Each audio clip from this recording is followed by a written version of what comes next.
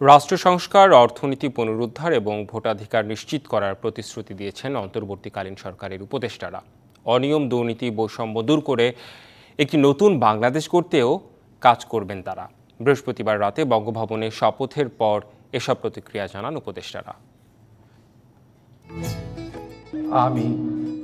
বৃহস্পতিবার রাতে বঙ্গভবনে শপথ নেন অন্তর্বর্তীকালীন সরকারের প্রধান উপদেষ্টা ছাড়াও আরও ১৩ উপদেষ্টা।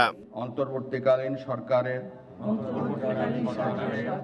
বাকি ৩ উপদেষ্টা বিধান রঞ্জন রায়, ফারুকী আজম ও সুপ্রদীপ চাকমা শপথ নেবেন পরে। শপথ নেয়ার পর প্রতিক্রিয়ায় উপদেষ্টারা জানান, বাংলাদেশকে এগিয়ে নিতে প্রয়োজন রাষ্ট্রীয় কাঠামো সংস্কার।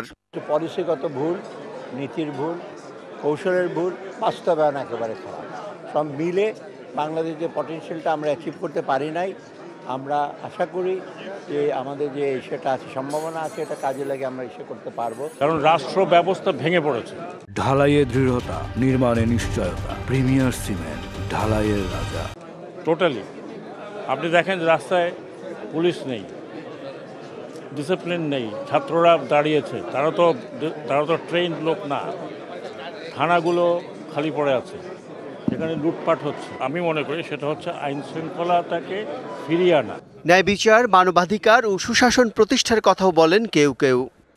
যাত্রাটা শুরু হয়েছে সুশাসন, জবাবদিহিতা, মানবাধিকার, গণতন্ত্র, এইরকম হত্যাকাণ্ড, বর্বরতা, সহিংসতার বিচার নিশ্চিত করতে হবে। Our first aim would be to establish justice.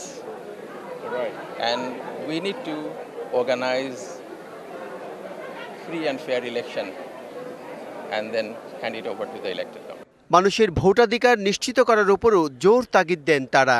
যে ধ্বংসস্তূপ তৈরি হয়েছে, সেই ধ্বংসস্তূপের উপরে এই মুহূর্তে আমরা নির্বাচন করতে পারবো? তাহলে এই কথা জিজ্ঞেস করে আমাদেরকে কষ্ট দেবেন না।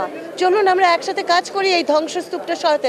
অনেক কিছু সাফ করতে হবে, অনেক কিছু পরিষ্কার করতে হবে। Bijan Kumar Das, DBC news, Dhaka.